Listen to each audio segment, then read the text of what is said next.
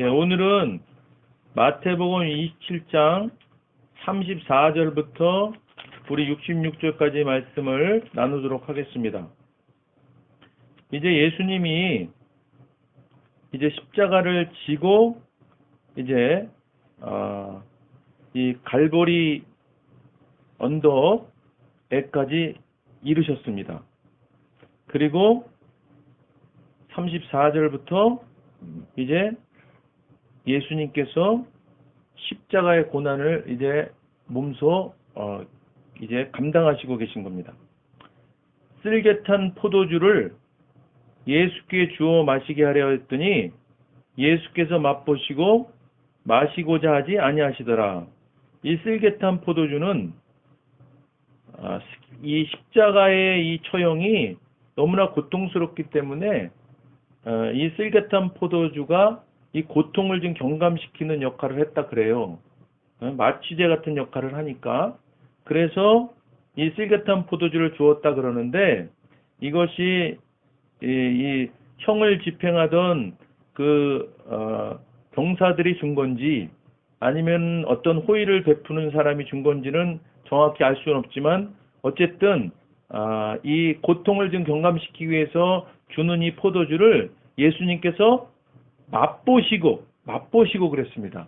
그러니까 그 고통을 경감시키고자 하는 그 호의를 예수님은 또 받으셨어요. 그래서 맛은 보셨는데 마시고자 하지 아니하시더라. 그러니까 맛은 봤지만 그 호의에는 대답을 하셨지만, 그렇지만 마시지는 아니하셨더라. 이게 무슨 뜻이냐면, 예수님께서는 십자가의 그 고난과 고통을 그대로 다 감수하시고자 이 땅에 오신 거거든요. 그래서 이 조금의 그 인위적인 그 고통을 경감시킬 수 있는 어떤 것도 예수님은 거부하셨다. 그런 뜻입니다. 그러니까 예수님은 이 육신이 겪을 수 있는 그 심한 고통을 그대로 다 받으신다. 그런 뜻으로 예수님께서 이 쓸개탄 포도주를 마시지 않으셨다라고 그렇게 기록해 놓으셨다고 보여요. 그들이 예수를 십자가에 못 박은 후에 그 옷을 제비뽀와 나누고, 이거 다 구약에 예언된 말씀을 그대로 이루고 있는 겁니다. 거기 앉아 지키더라. 그 머리 위에 이는 유대인의 왕 예수라 쓴 죄패를 붙였더라. 그러니까 십자가 그 머리 위에 그 죄목들을 써서 붙이는데 유대인의 왕 예수다라고 쓴 거예요. 조롱이 이거죠, 조롱. 실제로 유대인의 왕이 아니잖아요, 지금. 그런데 유대인의 왕이라고 얘기했으니까 너 유대인의 왕이야. 그러면서 그 죄패를 거기다 붙인 겁니다. 그런데 이 십자가가 로마가 십자가 처형을 할 때는 십자가 종류가 몇 가지 있었다 그래요. 그래서 이렇게 X자로 된 십자가도 있고 우리가 흔히 알고 있는 십자가도 있는데, 지금 머리 위에 죄패를 붙였다라는 걸로 봐서는 우리가 알고 있는 그 지금 십자가, 그 십자가 처형을 했다, 그렇게 우리가 알 수 있습니다. 이때에 예수와 함께 강도 둘이 십자가에 못 박히니 하나는 우편에 하나는 좌편에 있더라 그랬습니다. 그러니까 지금 예수님이 지금 강도 둘 사이에 예수님이 지금 십자가에 못 박히신 거예요. 그런데 이게 다 죄인들이잖아요, 지금. 예수님이 이 땅에 오셔서 십자가에 못 박히는 그 이유가 뭐예요? 목적이 뭐예요? 죄인들을 구원하시기 위함이잖아요. 그러니까 지금 이 38절 말씀도 예수님이 오신 것은 죄인들의 그런 구주됨이다라는 것을 선포하는 의미로 이렇게 죄인들 사이에서 십자가 처형을 받으신 겁니다. 그러니까, 그런데 여기 지금 강도라고 되어 있는데, 이 강도가 우리는 그냥 흉악범이다 이렇게 알고 있는데, 실제로 원어를 보면은 이것은 그런 그냥 일종의 흉악범이 아니라 정치범. 그러니까 국가에 대해서 이렇게 이런 정치적인 그런 뭐 반역을 했거나 이런 사람들 그런 사람들을 처형할 때 주로 십자가형을 처했다 그래요. 그러니까 이 강도도 사실은 정치범일 가능성이 높은 거죠. 자, 지나가는 자들은 자기 머리를 흔들며 예수를 모욕하여, 이 자기 머리를 흔들며 지나가는 사람들이 예수님의 그 십자가 달림을 보고 지금 머리를 흔들며 지금 예수를 모욕했다 그랬습니다. 그런데 당시에 이 고대 근동 지방에서 자기 머리를 흔드는 행위는 경멸스러운 그런 몸짓이에요. 그러니까 예수님이 십자가에 못 박힌 것은 아주 조롱을 극치로 하고 있는 거예요. 사람들 지나가면서 침 뱉고 뭐 뺨 때리고 다 그런 게 그런 거죠. 이르되 성전을 열고 사흘에 짓는 자여, 네가 만일 하나님의 아들이거든 자기를 구원하고 십자가에서 내려오라. 이게 뭐예요? 예수님께서 자기 그 죽었다가 부활하시는 것을 말씀하시면서 성전, 자기가 성전이다라는 것을 얘기하신 거잖아요. 그래서 내가 성전을 헐고 사흘 만에 다시 짓겠다 것은 사흘 만에 부활하겠다 그런 뜻으로 얘기한 건데, 사람들은 지금 그 성전을 그 건물 성전을 때려 부시고 그리고 3일 만에 진다 그랬다 그러면서 이 지금 예수님을 조롱하고 있는 거예요. 그와 같이 제사장들도 서기관들과 장로들과 함께 희롱하여 이르되 그가 남은 구원하시되 자기는 구원할 수 없도다. 그가 이스라엘의 왕이로다. 지금 십자가에서 내려올지어다. 그리하면 우리가 믿겠노라. 그가 하나님을 신뢰하니 하나님이 원하시면 이제 그를 구원하실지라. 그의 말이 나는 하나님의 아들이라 하였도다 하매, 지금 예수님을 조롱하는 것도 모자라서 하나님까지 조롱하고 있는 거예요. 대제사장들과 이 서기관들과 장로들이 뭐냐면 저 사람이 하나님의 아들이라 그랬으니까 그렇다면 아마 하나님이 구원해 주겠지 뭐, 이런 식으로 하나님까지도 지금 조롱하고 있는 겁니다. 함께 십자가에 못 박힌 강도들도 이와 같이 욕하더라. 자, 우리가 이제 알고 있는 것이 오른편 강도는 회개하고 구원받았다고 알고 있고, 왼편 강도는 끝까지 끝까지 회개치 않고 예수님을 부인하다가 지옥 갔다고 알고 있잖아요. 그런데 지금 함께 십자가에 못 박힌 강도들도 욕했다는 걸로 봐서는 이때까지도 지금 오른편 강도도 같이 욕하고 있는 거예요. 그죠? 그러니까 참으로 그 오른편 강도도 진짜 마지막 순간에 그냥 은혜로 구원받은 거죠. 그죠? 그러니까 우리가 그걸 보면 우리가 구원받는 것이 우리의 어떤 행위로 구원받는 것이 절대 아니다. 그죠? 아무것도 한 일이 없잖아요. 지금 단지 이 오른편 강도는 그냥 당신이 하나님의 아들이거든. 그 고백이에요. 그런 걸로 구원받았습니다. 제6시로부터 온 땅에 어둠이 임하여 제9시까지 계속되더니, 자, 제6시로부터 온 땅에 어둠이 임하여 제9시까지 계속됐다. 당시의 시간을 어떻게 따지냐면 오전 6시부터 오후 6시까지를 12시간으로 봐요. 그러니까 지금 이 6시부터 9시라는 것은 지금 시간으로 말하면 정오 12시부터 3시까지라고 보는 거예요. 그죠? 낮 시간에. 지금 낮 시간이 된 거예요. 제9시쯤에, 그러니까 낮 오후 3시쯤에 예수께서 크게 소리질러 이르시되 엘리 엘리 라마 사막다니 하시니 이는 곧 나의 하나님 어찌하여 나를 버리셨나이까 하는 뜻이라. 예수님께서 그동안은 이 아버지 하나님 이렇게 얘기하셨어요. 성자 예수님으로서. 그런데 지금 이 십자가에서는 나의 하나님 이렇게 성부 하나님을 얘기합니다. 이건 뭐냐면 예수님께서 이 땅에 보내신 그 목적을 이루신다는 뜻이에요. 이제 사명을 감당한다 그런 뜻이에요. 그러니까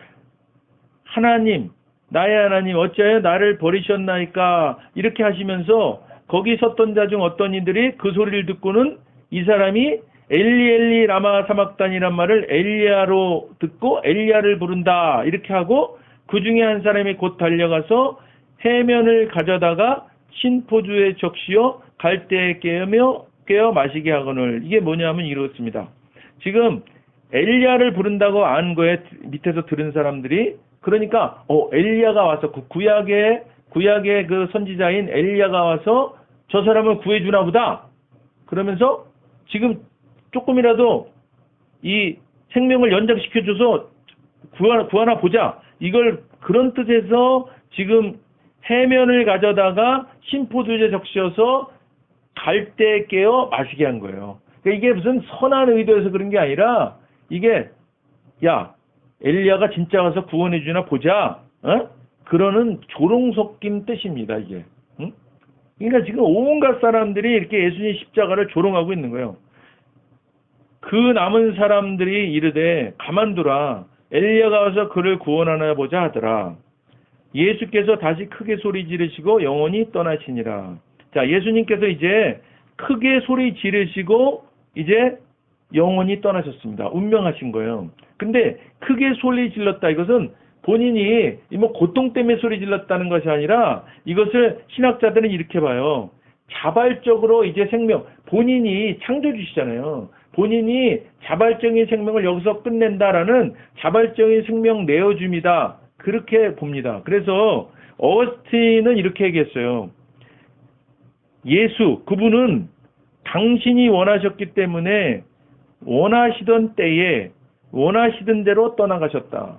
그러니까 사람이 그냥 그 수명을 다하고 죽는 그런 것이 아니라 예수님은 그 예수님의 그 사명, 그 때 이런 것들이 모든 것들이 다 성부 하나님의 정해진 뜻에 따라서 사명을 하시고 가셨다는 뜻입니다.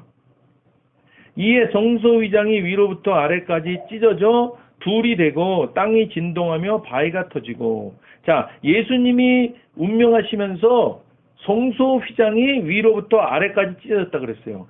이 성전 안에 있는 성소, 그러니까 성소에는 성소가 있고 지성소가 있습니다. 그래서 우리가 구약에서 배웠지만 지성소에 들어갈 때는 대제사장이 그죠?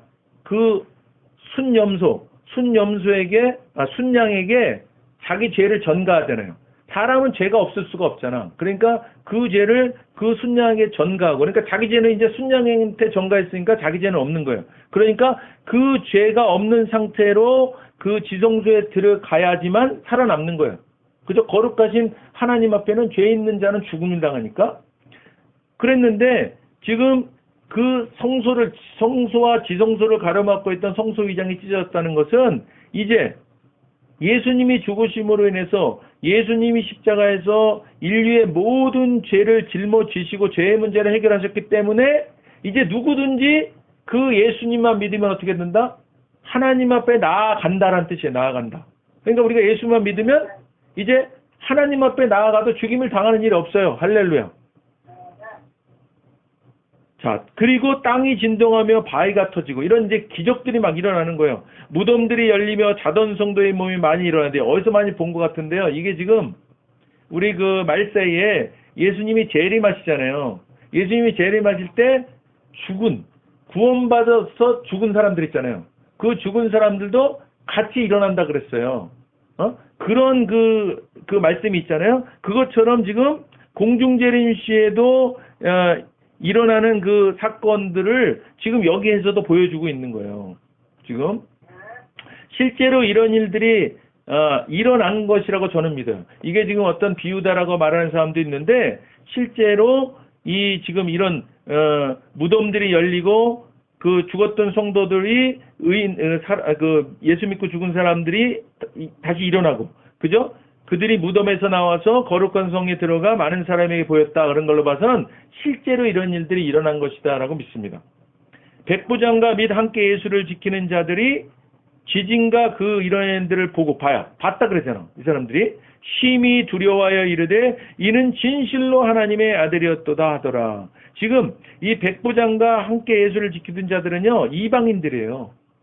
이방인들. 그 이방인들이 지금 그 기적을 보고 진실로 하나님의 아들이었도다라고 고백하는 거예요. 그러니까 이때부터 이제 이방인의 선교가 시작되었다 이렇게 보는 거예요. 예수를 섬기며 갈릴리에서부터 따라온 많은 여자가 거기 있어 멀리서 바라보고 있으니, 자, 예수님께 가장 가까이 있던 제자들도 다 도망갔어요. 그죠? 그런데 지금 갈릴리에서부터 따라온 많은 여자라고 표현한 걸로 봐서는 그 당시에 여자는 낮고 천한 자로 이렇게 여기던 시절이에요. 근데 성경에 이렇게 기록되어 있는 것은 낮고 천한 자들을 사용하시는 하나님의 우리가 그 뜻을 볼 수가 있습니다. 그 중에는 막달라 마리아와 또 야고보와 요셉의 어머니 마리아와 또 세베대의 아들들의 어머니도 있더라. 저물었을 때 아리마대의 부자 요셉이라는 사람이 왔으니 그도 예수의 제자라. 이 아리마대의 부자 요셉이라는 사람은요, 그 산헤드린 공회의 회원이라고 알려져 있습니다. 산헤드린 공회가 어떤 데예요? 예수님을 십자가에 못 박자고 판결한 곳이잖아요. 근데 거기에도 이런 의인이 있었던 거예요. 응? 아리마대 요셉. 이 사람은 공의의 이 산헤드린 공의의 그 회원임에도 불구하고 예수의 제자였던 거예요. 빌라도에게 가서 예수의 시체를 달라 하니 이에 빌라도가 내주라 명령하거늘 요셉이 시체를 가져다가 깨끗한 세마포로 싸서 바위 속에 판 자기 세무덤에 넣어두고 큰 돌을 굴려 무덤 문에 놓고 가니 거기 막달라 마리아와 다른 마리아가 무덤을 향하여 앉았더라. 그 이튿날은 준비일, 안식일 전날을 말합니다. 금요일이죠. 다음 날 안식이래요. 대제사장들과 바리새인들이 함께 빌라도에게 모여 이르되, 자, 대제사장들과 바리새인들은요 서로 잘 맞지 않는 사람들이에요. 서로 반목하는 대상들이에요. 지난번에 말씀드렸잖아요. 그런데 이 서로 반목하고 서로 이렇게 그런 사람들도 이 한 가지 목적, 이 나쁜 일을 어떤 목적을 위해서는요 이렇게 서로 공동전선, 의기투합하는 거예요. 그러니까 지금 이 시대도 그렇잖아요. 공산주의자들하고 이 동성애자들하고 이슬람하고 서로 맞지 않는 사람들이에요, 서로. 그런데도 지금 한 가지 목적을 향해서는요 같이 공동전선을 편다고. 그게 악한 사람들의 모습이에요. 주여, 저 속이던 자가 살아있을 때에 말하되 내가 사흘 후에 다시 살아나려 한 것을 우리가 기억하노니 그러므로 명령하여 그 무덤을 사흘까지 굳게 지키게 하소서. 그의 제자들이 와서 시체를 도둑질하여 가고 백성에게 말하되 그가 죽은 자 가운데서 살아났다 하면 후의 속임이 전보다 더 클까 하나이다 하니 빌라도가 이르되 너희에게 경비병이 있으니 가서 심대로 굳게 지키라 하거늘. 이게 무슨 말이에요? 예수님이 사흘 후에 부활하겠다고 말씀하셨잖아요. 그러니까 지금 이 대제사장과 바리새인들이 만약에 시체를 제자들이 가서 숨겨놓고 그리고 부활했다 그렇게 속이면 우리가 속을 수 있다. 그러니까 우리가 무덤을 지키게 해달라 그랬어요. 그랬더니 빌라도가 그렇게 힘대로 굳게 지키라 그런 거예요. 당시에 사실 로마 병사들이 이런 그 경비, 전쟁 이런 거에 능한 사람들이에요. 그래서 이 사람들이 실제로 그 무덤을 지켰다 그러면 그 무덤에 누가 절대 들어갈 수 없다라고 보는 것이 맞거든요. 그러니까 이 일은 결국 뭐냐면요. 이 사람들이 오히려 부활에 대해서 아무런 말도 못하게 부활을 증거하는 일에 쓰임받은 거예요. 보세요. 그들이 경비병과 함께 가서 돌을 임봉하고 무덤을 굳게 지키니라. 이게 뭐예요? 아무도 들어가서 뭔가를 할 수가 없게 만들어 놓은 거예요. 그랬는데 우리가 알고 있잖아요. 예수님이 부활하셨잖아요. 그죠? 그러니까 누구도 이 부활에 대해서 이게 누가 제자들이 가서 시체를 옮겨놓고 사기친 거다 이렇게 얘기할 수 없게 만들어 놓은 거예요. 그러니까 사람들이 아무리 자기들 지혜를 짜내고 자기가 뭘 이렇게 도모하더라도 하나님의 뜻은 오히려 그런 일들로 인해서 하나님의 뜻은 더 완벽하게 증거된다. 그런 겁니다. 오늘 이 마태복음 27장 이제 이 후반절 우리가 말씀을 보면서 이제 십자가에 오늘 달리신 거예요. 그 십자가에 달리신 것이 예수님께서는 고난과 고통이고 참을 수 없는 그런 고통이었지만 우리에게는 그 예수님의 그 십자가 고통과 고난이 우리에게는 이제 은혜가 된 겁니다. 그래서 명실상부한 예수님이 십자가에서 달려 돌아가시는 그 순간 그 성소의 휘장이 찢어지는 것으로 인해서 우리는 이제 완전한 은혜의 시대로 들어온 거예요. 은혜의 시대. 그러니까 우리가 제가 강조해서 말씀드리잖아요. 율법의 시대와 은혜의 시대. 우리 삶 속에서 율법의 시대와 은혜의 시대가 있어요. 그런데 우리가 예수 믿는 순간 어떻게 되는 거예요? 우리는 율법의 삶에서 은혜의 삶으로 옮겨지는 거예요. 그렇기 때문에 우리는 이제 우리가 이 땅에 살아가면서 여러 가지 우리가 이게 하나님 뜻에 어긋난 일들도 할 수 있고 우리가 죄도 질 수 있고 그렇지만 그것은 옛사람의 모습인 거예요. 그 옛사람의 모습을 그냥 놔두면 안 되고 우리가 원래 새 사람 된 모습은 우리는 성령님과 동행하는, 그래서 성령님이 나타내는 그 성령의 9가지 열매를 드러내는 게 우리 모습이잖아요. 그렇다 그러면 이제 그 옛사람의 모습, 그것이 우리 모습이 아니라는 것을 알고 기도해야 되는 거지. 그리고 그 옛사람의 모습을 회개하고, 그죠? 돌이켜서 새 사람의 모습으로 살아가는 것, 그것을 우리가 항상 생각하고 살아야 돼요. 우리가 그 옛사람의 모습 때문에 우리가 그래, 나는 이런 거 보면은 이게 구원받지 못한 것 같아. 내가 뭘 할 수 있겠어? 이러면 안 된다는 거예요. 왜냐하면 예수님이 십자가에 죽으심으로 인해서 이제는 우리가 예수 믿는 우리는 하나님께서 어떻게 하시냐면요.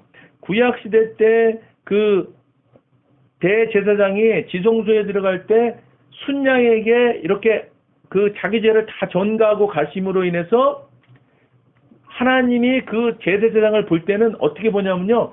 순양을 통해서 대제사장을 보는 거예요. 그러니까 순양을 통해서 대제사장을 보기 때문에 대제사장은 죄가 없는 걸로 보는 거죠. 그죠? 그런 거랑 똑같이 이제 우리는 어때요?